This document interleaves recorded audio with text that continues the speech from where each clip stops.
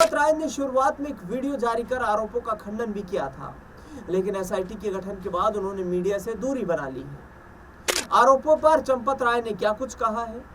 अपने इस वीडियो में चंपत राय ने कहा था, श्री राम जन्मभूमि तीर्थ क्षेत्र ट्रस्ट अपने विभिन्न कार्यों को ऑडिट समय समय पर करवाता रहता है।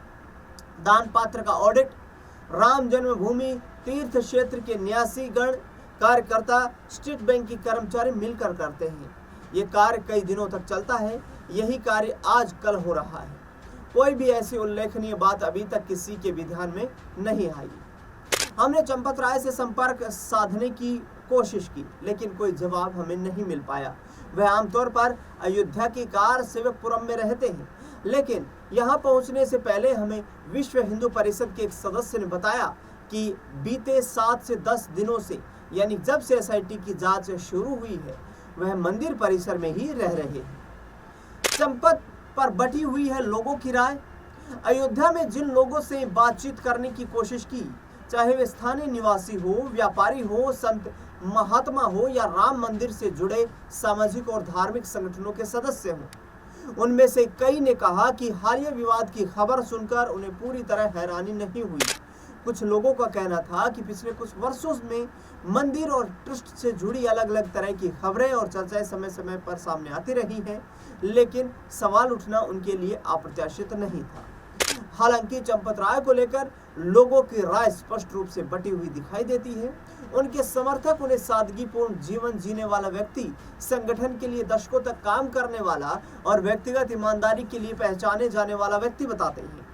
कुछ लोग ने तो यहाँ तक कहा कि यदि किसी तरीके की अनियमितता हुई भी होगी तो उसमें उनकी व्यक्तिगत संलिप्तता की कल्पना करना उनके लिए मुश्किल है, चंपत राय के लिए। वहीं दूसरी ओर कुछ स्थानीय लोगों ने, आलोचकों ने यहाँ पर तर्क दिया है कि श्री राम मंदिर ट्रस्ट के महासचिव के तौर पर चंपत राय इतने केंद्रीय बड़े पद पर बैठे हैं कि उनकी जानकारी के बिना किसी बड़े स्तर की गड़बड़ी होना मुश्किल प्रतीत होता है। उनके अनुसार भले ही किसी व्यक्ति की व्यक्तिगत ईमानदारी पर सवाल ना हो, लेकिन संस्थागत जवाबदेही का प्रश्न अपनी जगह बना रहता है। रसायन शास्त्र से शिक्षक से ट्रस्ट के महासचिव बनने का सफर क्या है? पश्चिमी उत्तर प्रदेश के बिजनौर जिले से आने वाले चंपत राय के पिता राष्ट्रीय स्वयं सेवक संघ से जुड़े रहे और परिवार का माहौल भी वैचारिक रूप से उसी दिशा में झुका हुआ था। पिता से प्रभावित होकर चंपत राय ने भी कम उम्र में संघ की शाखाओं में जाना शुरू किया। हालांकि पेशेवर जीवन की शुरुआत उन्होंने एक शिक्षक के रूप में की। बिजनौर के आरएसएम डिग्री कॉलेज में वो रसायन शास्त्र पढ़ाते थे, लेकिन 1980 के दशक में उन्होंने अध्यापन छोड़ संघ के पूर्णकालिक प्रचारक के रूप में काम करने का फैसला किया। विश्व हिंदू परिषद के सदस्य शरद शर्मा बताते हैं, प्रचारक जीवन में व्यक्ति सीधे संगठन के काम से जुड़ जाता है। चंपत राय ने भी आगरा, देहरादून और हरिद्वार समेत कई जगहों पर संगठन के विस्तार का काम किया। वे विभाग प्रचारक रहे और बाद में उन्हें विश्व हिंदू परिषद में भेजा गया, जहां उन्होंने क्षेत्रीय संगठन मंत्री के तौर पर काम संभाला। राम मंदिर आंदोलन में सक्रिय रहे चंपत राय। यहीं से उनकी भूमिका राम मंदिर जन्मभूमि आंदोलन से जुड़ने लगी। Uttar Pradesh association of journalist के अध्यक्ष सर्वेश कुमार सिंह ने अपने एक लेख में लिखा है, 1984 की धर्म संसद के बाद जब विश्व हिंदू परिषद ने राम जन्मभूमि आंदोलन को संगठित रूप से आगे बढ़ाना शुरू किया, तब संघ से अशोक सिंघल समेत कई प्रचारकों को विश्व हिंदू परिषद में भेजा गया था, जिनमें चंपत राय भी शामिल थे। सर्वेश कुमार सिंह के अनुसार आंदोलन के सार्वजनिक चेहरों के पीछे रहकर रणनीति तैयार करना, उसे अमल में लाना, मुकदमों की पैरवी के लिए दस्तावेज जुटाना और वकीलों के साथ समन्वय करना जैसे काम चंपत राय की प्रमुख जिम्मेदारियों में शामिल थे। सर्वोच्च न्यायालय में सुनवाई की हर अहम तारीख से पहले दिल्ली में वकीलों की बैठकें आयोजित कराने में भी चंपत राय की महत्वपूर्ण भूमिका रहती थी। विश्व हिंदू परिषद के भीतर भी उनका लगातार कद बढ़ता गया। अब विश्व हिंदू परिषद के संकट को चंपत ने कैसे टाला? संगठन से जुड़े लोगों के अनुसार अशोक सिंघल के सबसे भरोसेमंद सहयोगियों में गिने जाते थे।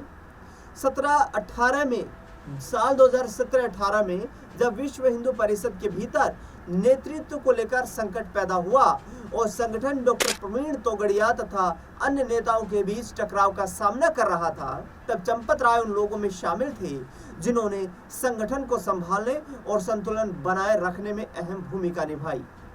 बाद के वर्षों में वह विश्व हिंदू परिषद के शीर्ष नेतृत्व का हिस्सा बने और संगठन के सबसे प्रभावशाली रणनीतिकारों में गिने जाने लगे। नवंबर 2019 में सुप्रीम कोर्ट के अयोध्या फैसले और फरवरी 2020 में श्री राम जन्मभूमि तीर्थ क्षेत्र ट्रस्ट के गठन के बाद चंपत राय की भूमिका एक बार फिर से बदल गई।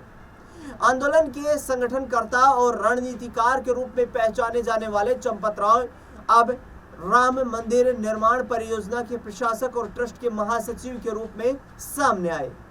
चंपत राय 4 भाइयों में से एक हैं। 1.5 साल पहले उनके एक भाई की मृत्यु हो चुकी है।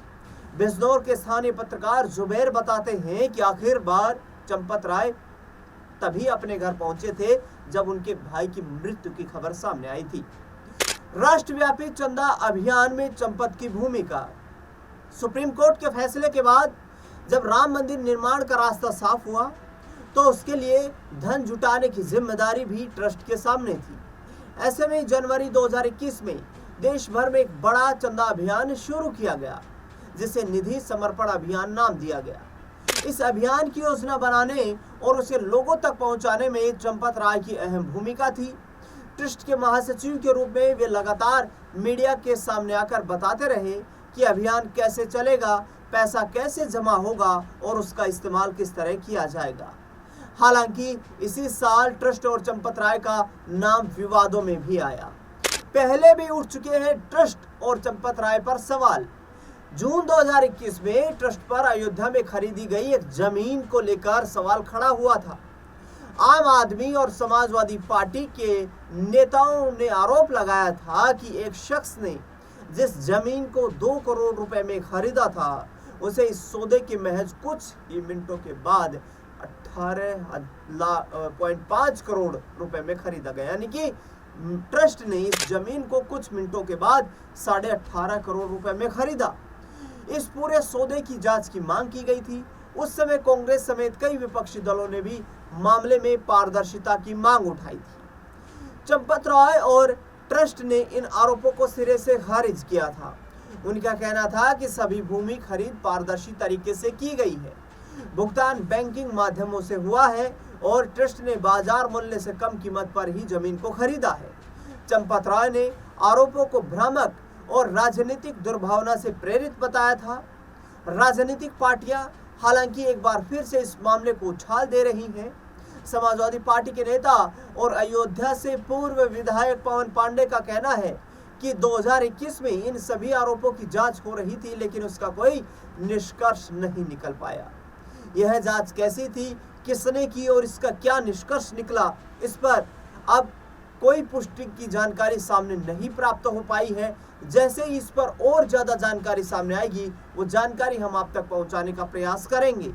लेकिन फिलहाल चंपत राय के बारे में हमने आपको बताया है कि किस तरीके से अपना करियर शुरू किया, आरएसएस से किस तरीके से जुड़े, विश्व हिंदू परिषद में क्या भूमिका रही, राम मंदिर अभियान से कैसे एक नई शुरुआत की और फिर ट्रस्ट के महासचिव बनने तक का सफर कैसा रहा। लेकिन फिलहाल चंपत राय सवालों के घेरे में है। इस खास रिपोर्ट में फिलहाल के लिए इतना ही। देश दुनिया से जुड़ी बड़ी खबरों के लिए लगातार बने रहे हमारे साथ। धन्यवाद।